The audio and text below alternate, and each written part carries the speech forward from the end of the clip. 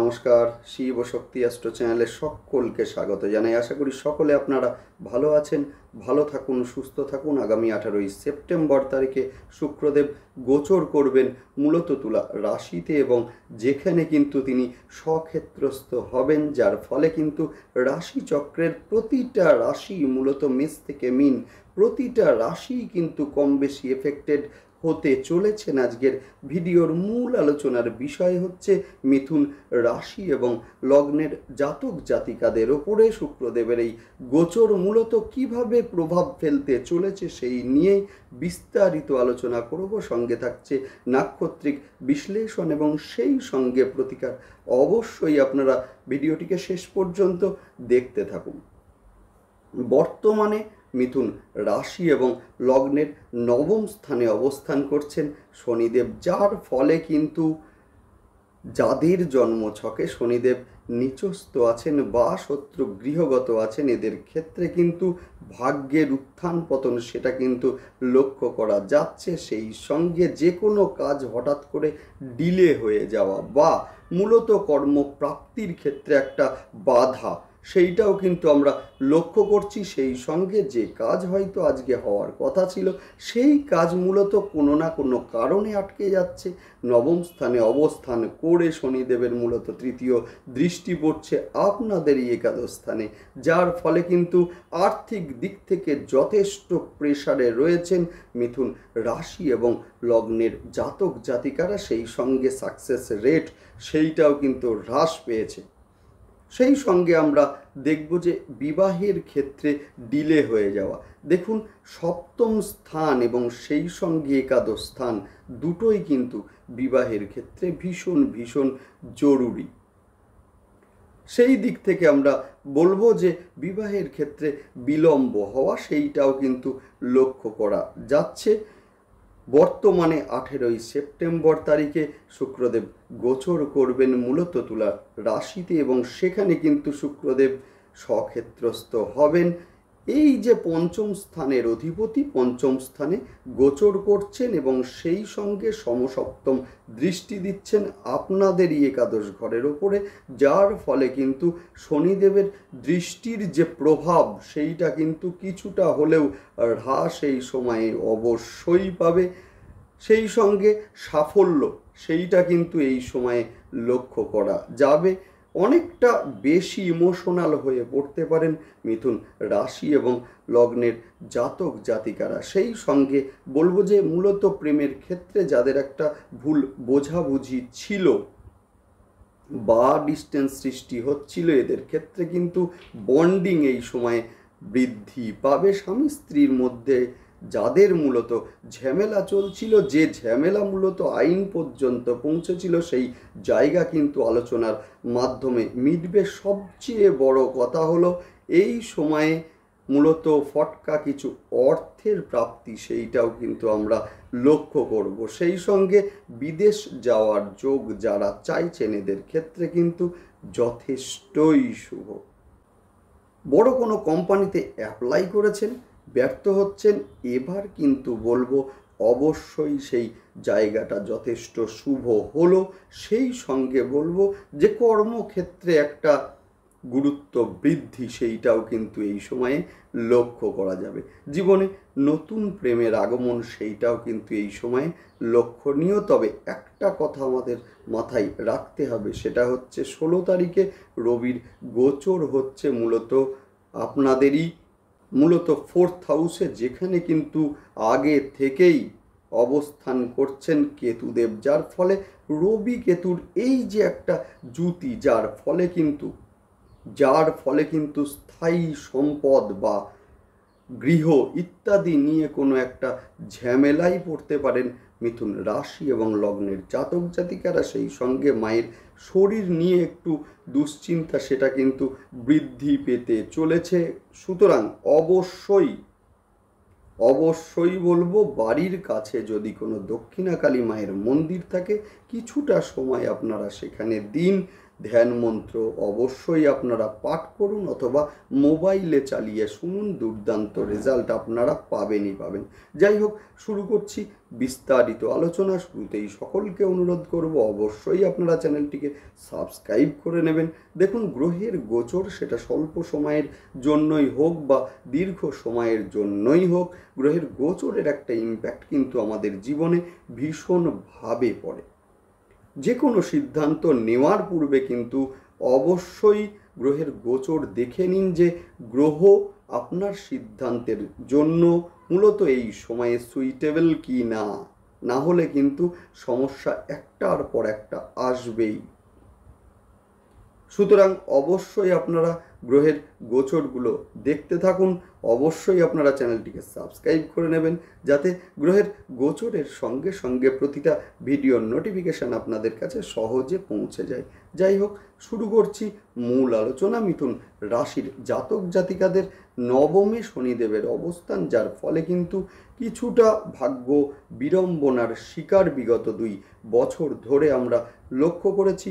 নবমে অবস্থানরত অবস্থায় শনিদেবের কিন্তু মূলত তৃতীয় দৃষ্টি পড়ছে আপনাদের একাদশ স্থানের ওপরে, যার ফলে কিন্তু মূলত আয় ভাব বেশ কিছুটা হ্রাস পেয়েছে। একইভাবে কিন্তু বিবাহের ক্ষেত্রে কিছুটা ডিলে হওয়া সেইটাও কিন্তু আমরা লক্ষ্য করেছি।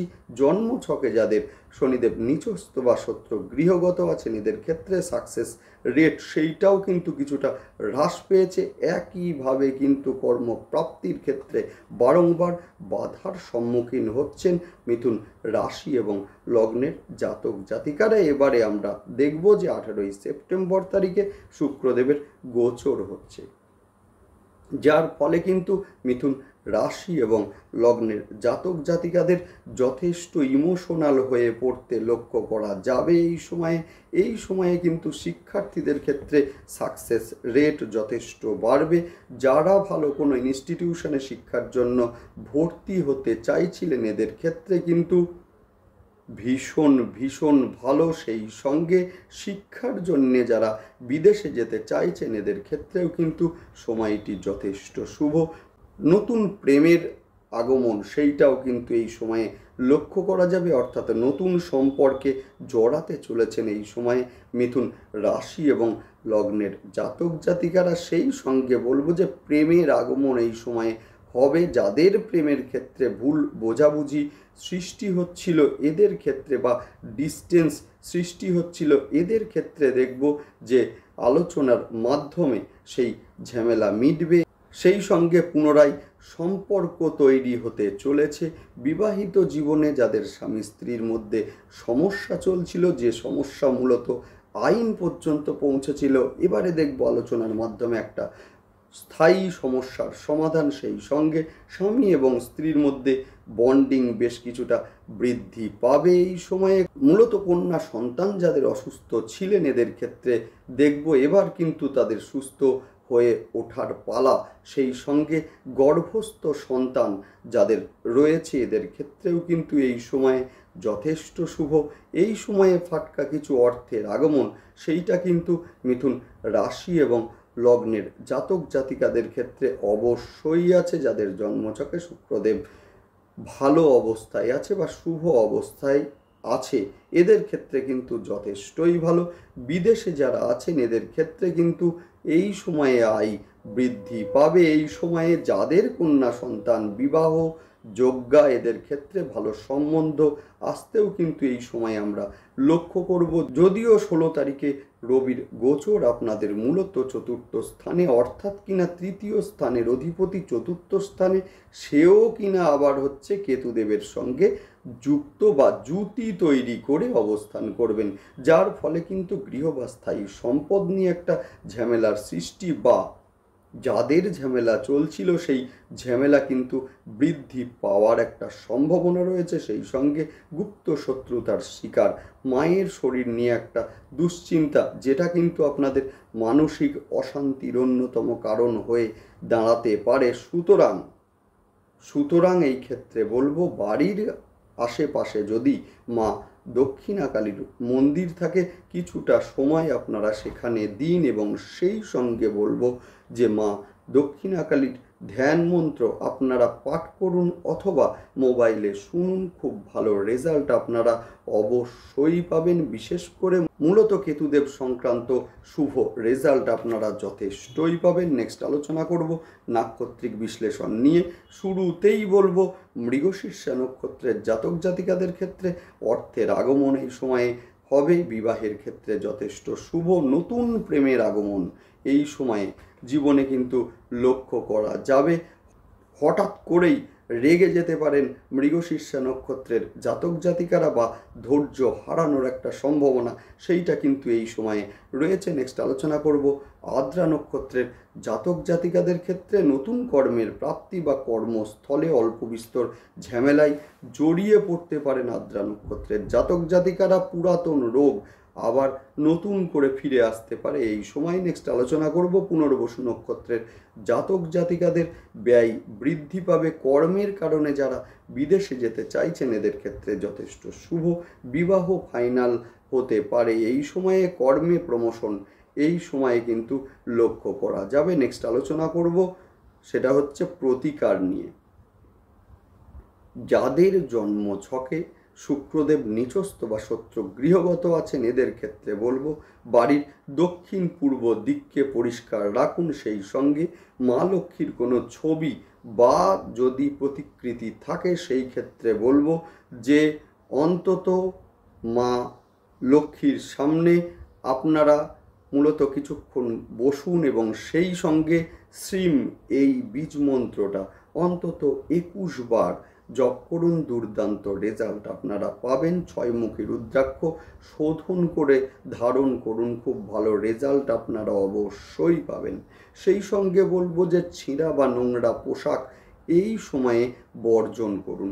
শনিদেব যাদের জন্মছকে নিচস্থ বা শত্রু গৃহগত আছেন এদের ক্ষেত্রে বলবো 7মুখী রুদ্রাক্ষ শোধন করে ধারণ করুন, ভালো রেজাল্ট আপনারা অবশ্যই পাবেন। বাড়ির পশ্চিম দিককে পরিষ্কার রাখুন এবং সেই সঙ্গে প্রতি সোমবার এবং শনিবার আপনারা রুদ্রাভিষেক অবশ্যই আপনারা করুন এবং সেই সঙ্গে শনিবার দিন রুদ্রাভিষেকের পর মহাদেবকে কিছুটা কালো তিল অর্পণ করুন। দুর্দান্ত রেজাল্ট আপনারা অবশ্যই পাবেন। যাই হোক, ভালো থাকুন, সুস্থ থাকুন এবং সেই সঙ্গে অবশ্যই আপনারা চ্যানেলটিকে সাবস্ক্রাইব করে নেবেন। নমস্কার।